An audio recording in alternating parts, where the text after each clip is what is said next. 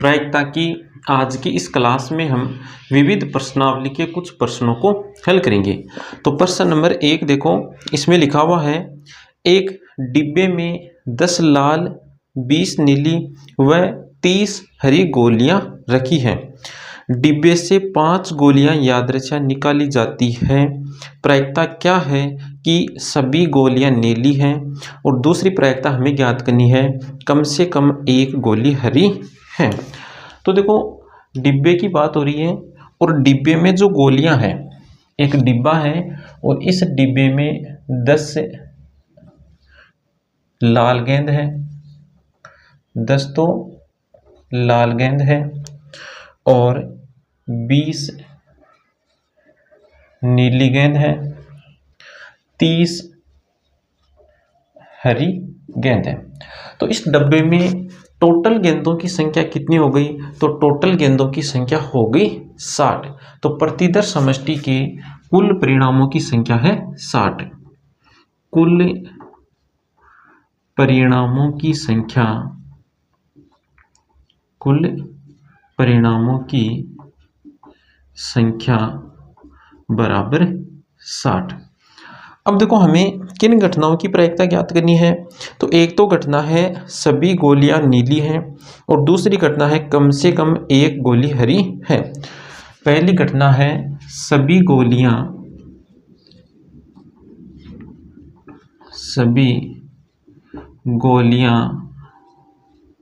हरी है। एक तो घटना है ये, इस घटना को हमने मान लिया ई। और दूसरी घटना हमें दे रखी है कम से कम एक गोली हरी है, कम से कम एक गोली हरी है। इस घटना को मान लेते हैं हम एफ, या इस घटना को हमने दर्शा दिया एफ के द्वारा। अब देखो, इस डब्बे में से 5 गोलियां निकाली जा रही है, मतलब एक से ज्यादा गोलियां निकाली जा रही हैं। तो इस स्थिति में प्रायिकता ज्ञात करने का जो सूत्र होगा वो सूत्र होगा अनुकूल परिणामों में से m गोलियों के चयन की संख्या। अब m का मान यहाँ पर कितना है? 5। तो यहाँ पर लिखेंगे हम अनुकूल परिणामों में से 5 गोलियों के चयन की संख्या बट्टा कुल परिणामों में से 5 गोलियों के चयन की संख्या। तो पहले हम घटना ए की प्रायिकता के लिए सूत्र लिखते हैं। घटना ए की प्रायिकता बराबर अनुकूल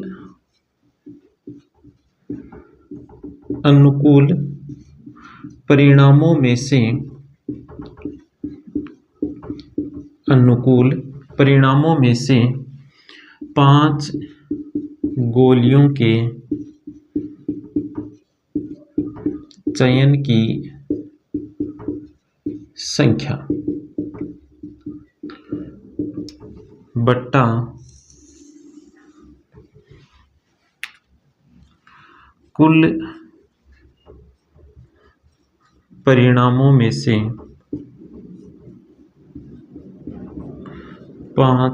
बट्टा कुल परिणामों में से 5 गोलियों के चयन की संख्या। अब देखो, घटना ए की हम बात करें तो इस घटना ए के अनुकूल परिणाम क्या है? तो घटना ए है सभी गोलियां हरी है, तो गोलियां हरी है, इसके अनुकूल परिणामों की संख्या है 30। तो अनुकूल परिणाम है 30। 30 में से हमें 5 गोलियों का चयन करना है। तो 30 में से 5 के चयन की संख्या होगी 30C5 या 30P5। अब कौन सी संख्या यहाँ पर लिखेंगे? तो यहाँ पर देखो, गोलियों का चयन कर रहे हैं तो गोलियों में क्रम का कोई महत्व नहीं होता है। तो यहाँ पर 30 में से 5 गोलियों के चयन की संख्या होगी 30C5। तो 30C5 बट्टा कुल परिणामों में से 5 गोलियों के चयन की संख्या। तो कुल परिणाम है 60। 60 में से 5 गोलियों का चयन करो तो 60C5।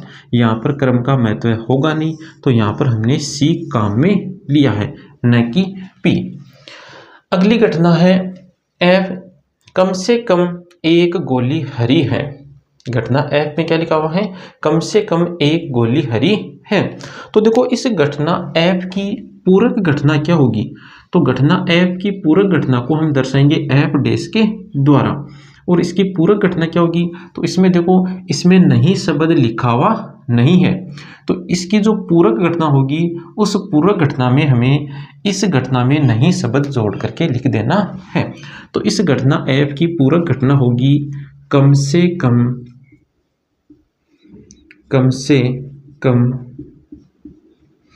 एक गोली, कम से कम एक गोली हरी नहीं है। कम से कम एक गोली हरी नहीं है। इस बात का मतलब क्या हुआ? तो देखो यहाँ पर कम से कम शब्द लिखा हुआ है। कौन सा शब्द लिखा हुआ है? कम से कम शब्द लिखा हुआ है। तो कम से कम शब्द के साथ जो संख्या लिखी हुई है उस संख्या को पकड़ते हैं और उस संख्या के आगे की और पूर्णांक संख्याओं की ओर हम चलते हैं। लेकिन यहाँ पर नहीं शब्द आ गया। यहाँ पर कौन सा शब्द आ गया? नहीं शब्द आ गया। तो कम से कम शब्द के साथ जो संख्या लिखी हुई है उस संख्या के पीछे की ओर पूर्णांक संख्याओं की ओर हमें चलना है। तो a के पीछे की ओर पूर्णांक संख्या होगी 0 और 0 के पीछे की पूर्णांक संख्या है -1, -2, फिर ये अनंत तक चलती रहेगी। अब देखो ऋणात्मक संख्या तो हम काम में लेंगे नहीं। क्यों नहीं लेंगे? क्योंकि गोलियों की संख्या ऋणात्मक नहीं होती है। तो यहाँ पर हम एक संख्या काम में लेंगे और वो संख्या है 0। अब इस कम से कम और नहीं, इन दोनों शब्दों को हटा दो और 0 रख दो यहाँ पर। तो 0 रखने पर देखो घटना F डैश क्या बन गई? F डैश घटना बन गई 0 गोली हरी है। 5 गोलियों का जो हमने चयन किया है उन 5 गोलियों में 0 गोली हरी है। अब 0 गोली हरी है, इसका मतलब ये हुआ कि जिन 5 गोलियों का हमने चयन किया है वो 5 गोलियां या तो नीली है या फिर क्या है? लाल है। तो इस बात को हम क्या लिख सकते हैं फिर? तो F डैश घटना को हम इस प्रकार लिख सकते हैं कि चयन की गई 5 गोलियां, चयन की गई 5 गोलियां नीली या लाल है। इस प्रकार लिख सकते हैं हम घटना F डैश को।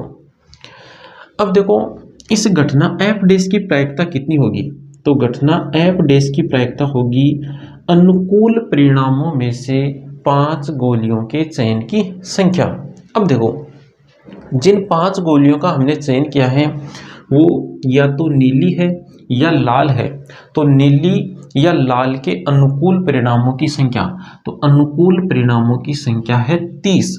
30 में से कितनों का चयन कर रहे हैं? 5 का। तो 30C5 बटा 60C5। ये तो हमने घटना F डैश की प्रायिकता ज्ञात की है।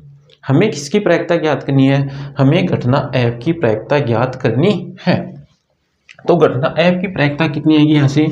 तो देखो F डैश की प्रायिकता का सूत्र है, घटना F डैश की प्रायिकता का सूत्र है F डैश की प्रायिकता बराबर 1 माइनस घटना F की प्रायिकता। तो यहाँ से घटना F की प्रायिकता बराबर कितना आ जाएगा? 1 माइनस घटना F डैश की प्रायिकता। तो घटना F की प्रायिकता बराबर 1 माइनस F डैश की प्रायिकता कितनी है? 30C5 बटा 60C5। तो इस प्रकार हमें इस प्रश्न को हल करना है। अगला प्रश्न देखो, प्रश्न नंबर 2। इसमें लिखा हुआ है कि ताश के 52 पत्तों की एक अच्छी तरह फेंटी गई गड्डी से 4 पत्ते निकाले जाते हैं। इस बात की क्या प्रायिकता है कि निकाले गए पत्तों में 3 ईंट और 1 हुक्म का पत्ता है? तो देखो ताश की गड्डी में टोटल पत्तों की संख्या होती है 52, तो कुल परिणामों की संख्या हो गई 52।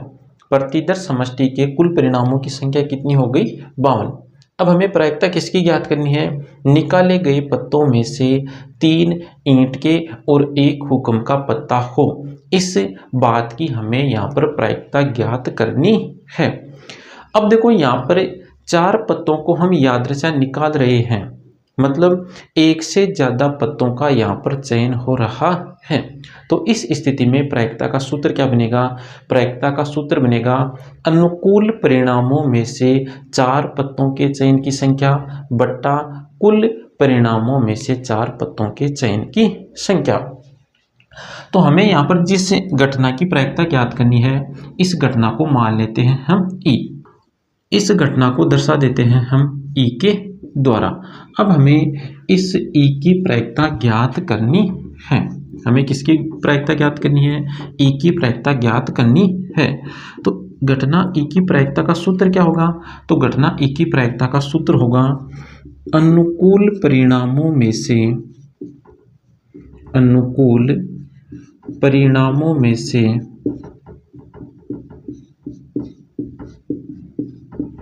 4 पत्तों के अनुकूल परिणामों में से 4 पत्तों के चयन की संख्या बट्टा कुल परिणामों में से 4 पत्तों के चयन की संख्या। देखो अनुकूल परिणामों में से 4 पत्तों के चयन की संख्या कितनी है? तो घटना ई क्या है? घटना ई है निकाले गए पत्तों में 3 ईंट के और 1 हुक्म का पत्ता हो। तो देखो ताश की गड्डी में टोटल पत्तों की संख्या होती है 52। इन 52 पत्तों की हम बात करें तो 52 पत्तों में ईंट के जो पत्ते होते हैं उनकी संख्या होती है 13, और हुक्म के पत्तों की बात करें तो हुक्म के पत्तों की संख्या भी होती है 13। तो हुक्म और ईंट के पत्तों की संख्या होती है 13। अब देखो जिन 4 पत्तों का हमें चयन करना है, उन 4 पत्तों में 3 पत्ते तो होने चाहिए ईंट के और 1 पत्ता होना चाहिए हुक्म का। हम 4 पत्तों का चयन कर रहे हैं। इन 4 में से 3 पत्ते तो होने चाहिए ईंट के और 1 पत्ता होना चाहिए हुक्म का। अब देखो ईंट के 3 पत्ते कहाँ से आएंगे? यहाँ से। तो इन 13 में से 3 पत्तों के चयन की संख्या कितनी होगी? तो 13 में से 3 पत्तों के चयन की संख्या होगी 13 × 3। और ये 1 पत्ता कहाँ से आएगा? तो ये 1 पत्ता यहाँ से आएगा। तो इन 13 में से 1 पत्ते के चयन की संख्या 13 × 1। इन दोनों को देखो, यहाँ पर 3 पत्तों का चयन हो रहा है और यहाँ पर 1 पत्ते का चयन हो रहा है। इन दोनों को मिलाने पर 4 पत्तों का चयन हो रहा है, मतलब एक कार्य कंप्लीट हो रहा है। और कार्य के बीच में चिन्ह किसका आता है? गुणा का चिन्ह आता है। तो अनुकूल परिणामों में से 4 पत्तों के चयन की संख्या कितनी है? 13 × 3 × 13 × 1 बट्टा कुल परिणामों में से 4 पत्तों के चयन की संख्या। तो कुल परिणाम कितने हैं? 52। 52 में से 4 पत्तों के चयन की संख्या होगी 52 × 4। और यहाँ पर सी हमने काम में क्यों लिया? क्योंकि यहाँ पर क्रम का कोई महत्व नहीं होता है। ताश के पत्तों में क्रम का कोई महत्व नहीं होता है। अगला प्रश्न देखो, प्रश्न नंबर 3। एक पासे के 2 फलकों में से प्रत्येक पर संख्या 1 अंकित है, मतलब 2 फलकों पर तो संख्या 1 लिखी हुई है। 3 फलकों में प्रत्येक पर संख्या 2 अंकित है। 3 फलकों पर कौन सी संख्या लिखी हुई है? संख्या 2 लिखी हुई है। और 1 फलक पर संख्या 3 लिखी हुई है। यदि पासे को एक बार फेंका जाता है तो निम्नलिखित ज्ञात कीजिए। देखो पासे के फलक की हम बात कर रहे हैं। 2 फलकों पर तो संख्या लिखी हुई है 1, 2 फलकों पर तो संख्या लिखी हुई है 1, 3 फलकों पर संख्या लिखी हुई है 2 और 1 फलक पर संख्या लिखी हुई है 3। एक फलक पर कौन सी संख्या लिखी हुई है? 3। तो यहाँ से देखो संख्या 1 आने की प्रायिकता कितनी होगी? तो 1 कितने फलकों पर लिखा हुआ है? 2 फलकों पर लिखा होता है और 5 पर टोटल फलकों की संख्या कितनी होती है? 6 होती है। तो 1 आने की प्रायिकता हो गई 2/6। इसी प्रकार 2 आने की प्रायिकता, तो 2 आने की प्रायिकता 3/6 और 3 आने की प्रायिकता 1/6। अब देखो हमें प्रश्न में क्या ज्ञात करना है? तो पहला प्रश्न है 2 आने की प्रायिकता, तो 2 आने की प्रायिकता कितनी है? 3/6। तो एक प्रश्न तो हमने कर लिया। अब देखो दूसरा प्रश्न, दूसरे प्रश्न में लिखा हुआ है 1 या 3 के आने की प्रायिकता। तो 1 या 3, 1 और 3 कितने फलकों पर लिखे हुए हैं? तो 1 तो लिखा हुआ है 2 फलकों पर और 3 लिखा हुआ है 1 फलकों पर।